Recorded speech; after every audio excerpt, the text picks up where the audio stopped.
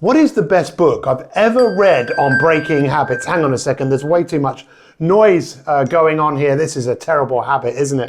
Let me share with you the best book I've ever read on breaking habits.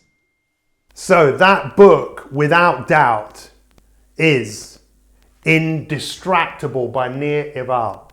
This book has been a massive, massive game changer. Breaking habits is a big subject and many books have been written on the subject. This is a book I wrote in 2003 called Habit Busting, and this was published in multiple languages around the world. I remember actually getting a copy of it in Arabic and Korean, but you know what? Things have changed a lot since 2003. Another great book is Atomic Habits by James Clear, but for me, this book is absolutely essential if you want to improve the habits that you have and if you want to break the habits that are holding you back. I've said this so many times. It wasn't me that said this, it was Aristotle. Excellence is not an act. Excellence is a habit. We are what we repeatedly do. And there's a lot that I want to cover with you today as we delve into this book, but ultimately I would go and buy it and I would read it or listen to it, because I'm someone who's spent 30 plus years working in the field of personal development. I've written 20 books myself, and when you come across something you think, wow, this has made a massive difference to me, which it has, but it's also made a huge difference to so many other people. And we've actually done a video because I got him on my podcast as well, and you can watch that as a YouTube video as well. But what he talks about is, look, if you invent the ship, you invent the shipwreck.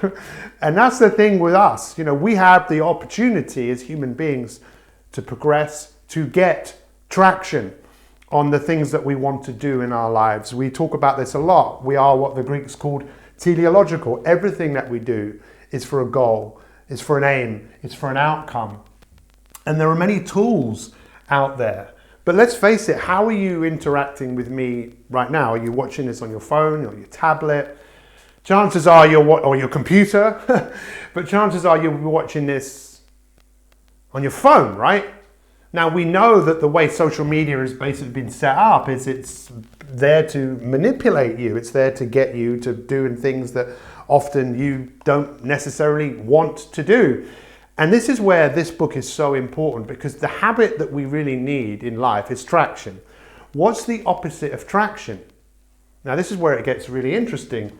Distraction. And what Nir talks about is the ultimate superpower. If you want to be indistractable, being indestructible, is learning how to create traction on the things that are important to you. A lot of people think the opposite of distraction is focus. No, it's traction. And what you could do, and this is one of the things he encourages you to do in the book, is get a piece of paper, on one side write distraction, and on the other side write the word traction, and just start to think about, where is your attention going? It's so important. We know about this, we've talked about it on loads of our YouTube videos, about one of the biggest challenges human beings have, and that's not to give in to temptation. And right now, there's never been more temptation. There's never been more things that could take your attention from where you are and take it to a place where you think, oh my God, how did I actually end up here? Some people get to the end of their life and think, how did I get up here? I wish I did this, I wish I'd done that. It's time to wake up like never before and really understand that the word distraction has the word traction in it. And they both come from the root word, and this is what Nir talks about in the book, the Latin word trahea. And you know what that word means? It means to be pulled. It's like, what's pulling you? What are the things that are pulling you away from where you want to be? But most people are unaware of where they want to be. So they just end up doing what they did yesterday. And that often gets us to a place where we never actually make progress. And what I also love that he talks about in this book is developing a relationship to your future self. We talk again a lot about that. That's why I like this book. Knowing the values that your future self has. Your future self, with your health, your energy, your relationships, your wealth, your work. Knowing the values that person has. And then asking the question, what does this person value? And how can I start to behave like this person? This is such an important concept. If you can start to get your head around this and get your head around the concept of being pulled, what is pulling you? Because the ultimate superpower is deciding where you want to go and getting traction on that. And it's the little things done over an extended period of time that we know leads to greatness. And I also love that he talks about happiness, that a lot of people think the point of life is to be happy. And I'd say, is it really? Or is the point of life, if we were designed just to be happy, we wouldn't be here. We would have been eaten by other animals. The fact is, human beings figured out the habit of surviving. But are you interested in just surviving, or are you interested in the habit of thriving? To thrive really requires us to realize we're not designed to be happy. We can be happy. I think we're designed to grow, to evolve, to move through things, to create. And everything we want to grow, it goes up against resistance. And what is that resistance? And this is where it gets really interesting. And what Nir talks about is that, let's just use your mobile phone for a moment and think about how much of the triggers to look at the phone are internal and how much of them are external. And what he cites is research that shows that only 10% of when we look at our phone is to do with the ding, the bing of a message. 90% is an internal trigger. So what is it that's going on internally? And again, some people maybe don't want to think about this, but it's often pain. The pain of boredom, the pain of discomfort, of loneliness. I'm lonely, what should I do? I'll go and check Facebook. I don't know the answer to something, I'm confused. That can be pain. I'll go and Google something.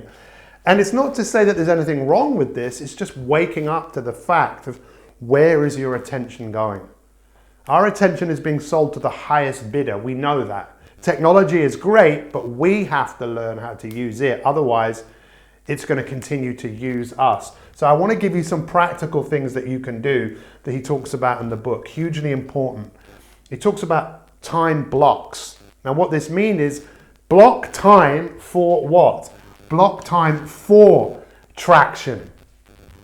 And most people don't do this. They make a to-do list, and he talks about to-do lists can be quite dangerous because you make a long list, but you only do the things that are easy, rather than literally half an hour and think, this is the time I'm going to get traction in whatever that area is. It could be in your relationships. You're going to be with the person that you really want to be with. You're turning off all distraction and you're going deep into what you're doing.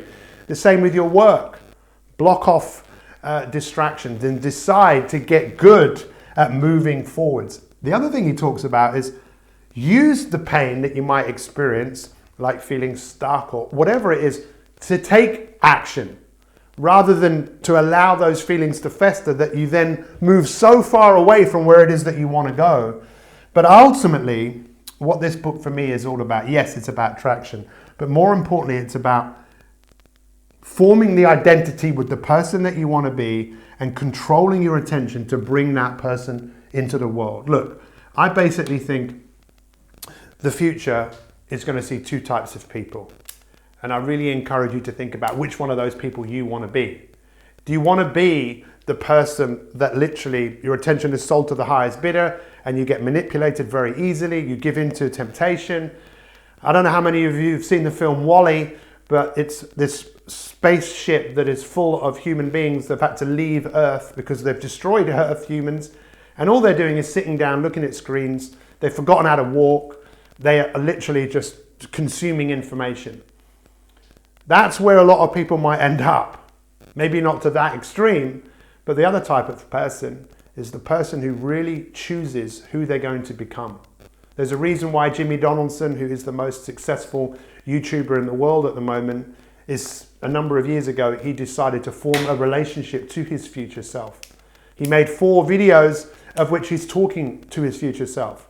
And he went from 8,000 subscribers to now having, by the time you watch this, probably 90 million subscribers, because he decided to get traction on the person that he wanted to become. The greatest way to not have distraction is to think about forethought. Think ahead, play a bigger game, and take you and your life to the next level. Check this book out. Follow Nir. His work is incredible. His new book, Hooked, is also something I would encourage you guys to read. But we really appreciate it. Comment below and tell us, where in your life are you going to be committed to create traction? What do you need to stop doing, and what do you need to start doing? We'll see you next time.